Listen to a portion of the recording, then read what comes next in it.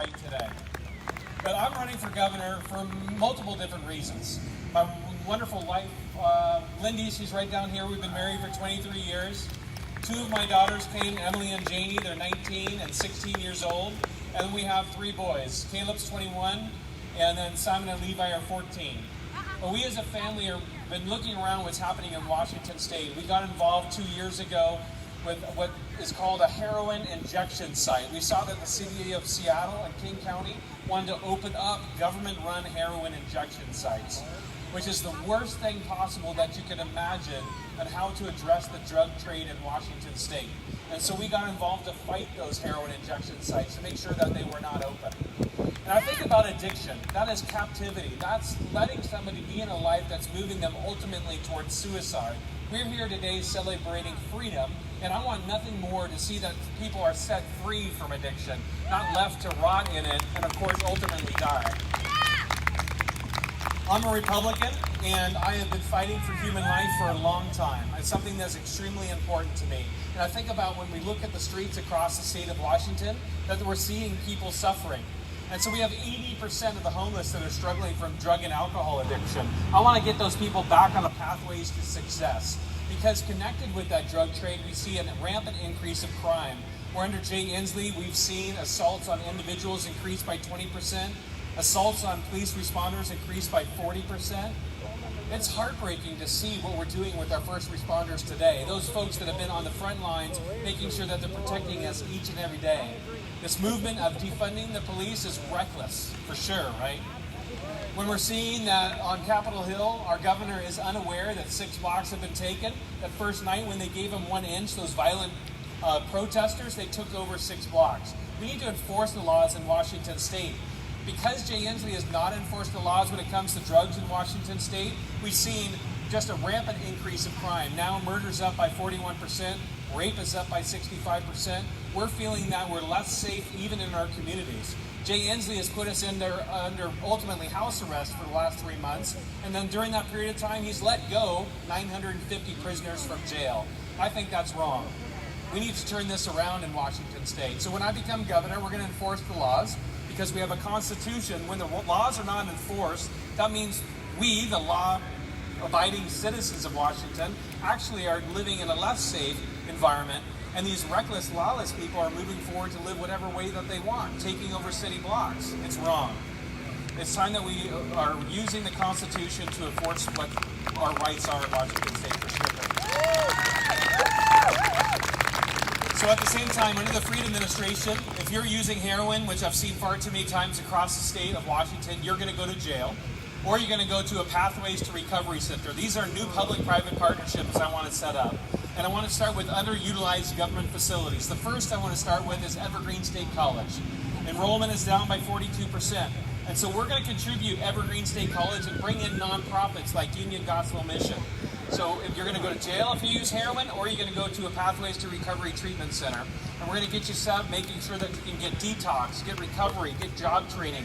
Because right now in Washington State, we spend $1 billion a year on the homeless industrial complex. And we're seeing people move further and further into homelessness. 21,000 homeless a night across the state. Certainly here in the west side of the mountains, we see probably around 20,000. On the east side of the mountains, we're seeing 4,000 to 5,000. It's a heartbreaking situation, and we need to fix it. I think about another thing contributing to homelessness that really touches my heart, and my own grandfather struggled from mental health issues.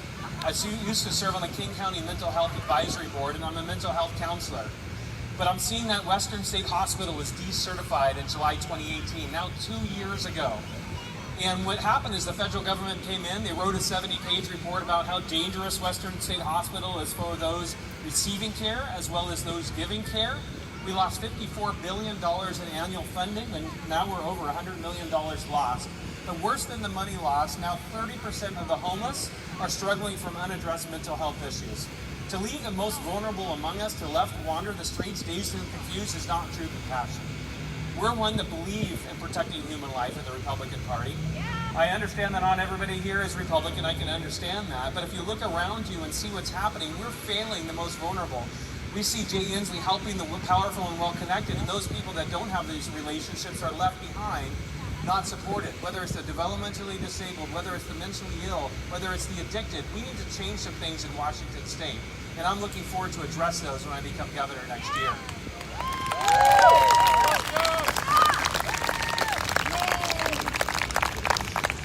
One of my big concerns is, as I've traveled to all 39 counties over the last month, and traveling eastern Washington, central Washington, northwest Washington, all around this state, I'm looking into people's eyes, hearing their stories, but Jay Inslee is killing Washington today. When you think about the COVID crisis, he's moved forward with these directives that have been unscientific, unproven directives against us and our businesses, mandating that people must stay home. At the same time, these businesses are going out. I just talked to a family today that sadly after 4 years, the business is shut down now permanently. That's hard. I just served downtown Seattle and Pioneer Square. We served 150 individuals, 6 to 10 people that I met, first-time homelessness over the last month, because they've been forced out of business. Jay Inslee has said, divided people into winners and losers, essential versus non-essential. These folks are left waiting for their unemployment checks for 6 to 8 weeks, and they're not coming. Meanwhile, we're sending $1 billion to a Nigerian fraud ring. Can you imagine that today the director of ESD, the Employee Security Department, still has her job? If somebody is so recklessly leaving a gaping hole, sending our tax dollars to the tune of $1 billion to Nigeria, that's something that probably should have been tracked a long time ago, and that person should lose their job.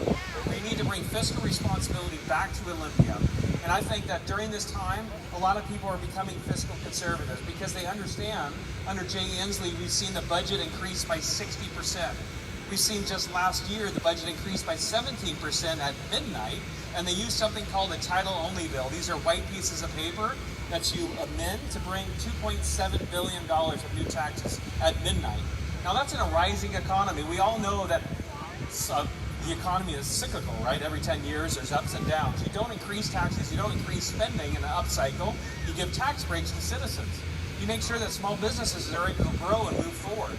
I served in the council in Bothell City, in the city council in Bothell for 12 years. I served as mayor there. I oversaw the largest revitalization of downtown in Washington State. We saw $450 million worth of private investment. We need a pathway forward in Washington State where we reduce the 57,000 pages of regulations. We don't continue like Jay Inslee did this year. The first bill that he signed was an increase in the business and occupation tax, a further burden on small businesses in Washington State. We need a clear pathway forward, make sure the businesses that are creating these jobs can grow. Right now, we're seeing the highest unemployment rate in the nation.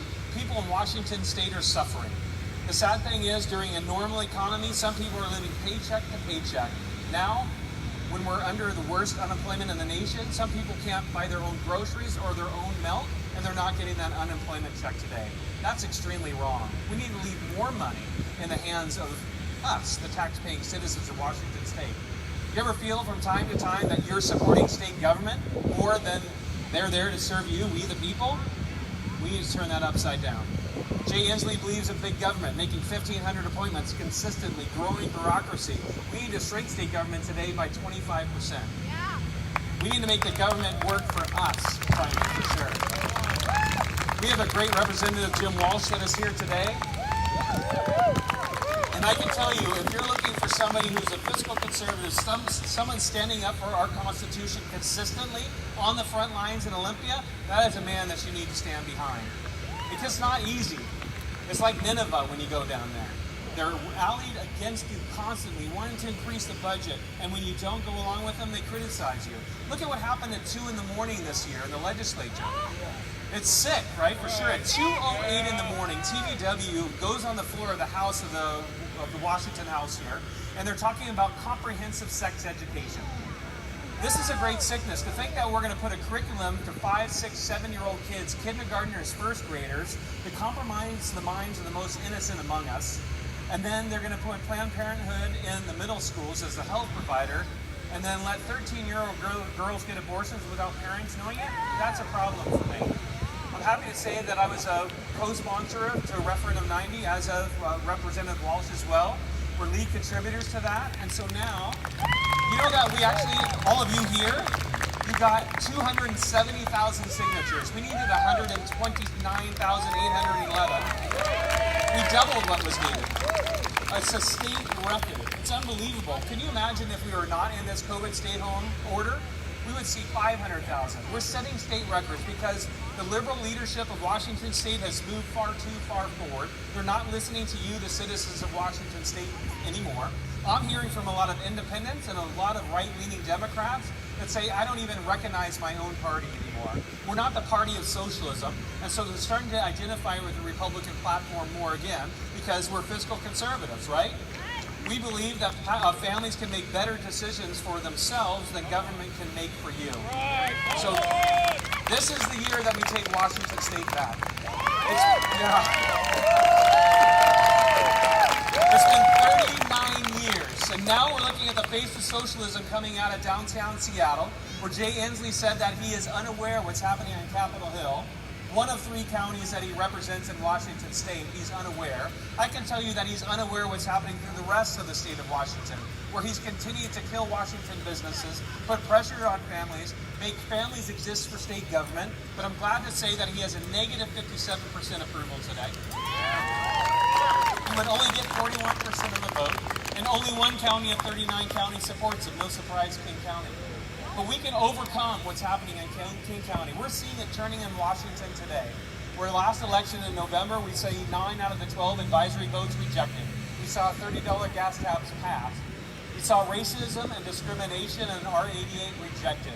Washington State is recognizing that it's time for new leadership. Jay Inslee says that this COVID crisis is really hard work. He wishes the burden wasn't on his shoulders. He wishes it was on somebody else's. Well, Jay Inslee, stand aside, because I'm ready to come in and lead.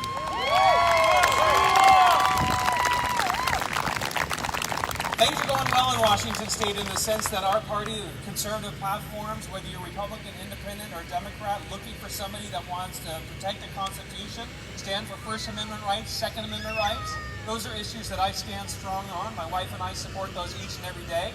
And I would love to have you jump on with us in the Freedom Campaign. We believe in freedom, so of course, vote for freedom this year. We are looking forward to it. You guys are celebrating freedom today.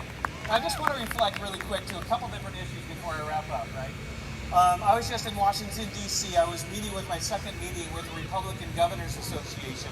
That's exciting what's happening in our campaign.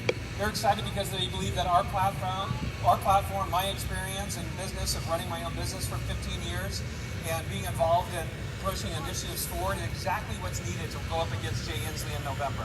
They've not spent money in Washington State in years. They've made this state a target, one of their 4 targets this year, which is incredible.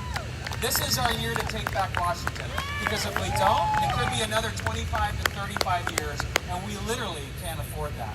It's time, and I'd love to have you jump on board. My wife and I are dedicated to service. We have 5 kids. We've been serving in the Philippines for 21 years with the International Deaf Education Association. We've been serving in Kenya, drilling wells for the Maasai tribe there, and now we're prepared to serve Washington State. I won't take a salary when I'm governor because far too many people go to Olympia to connect themselves with special interests, or they enrich themselves off the initiative process. I want everyone here to know and across Washington State that we are there to serve. It's time for a servant leader in Olympia. And I'd be honored to earn your support.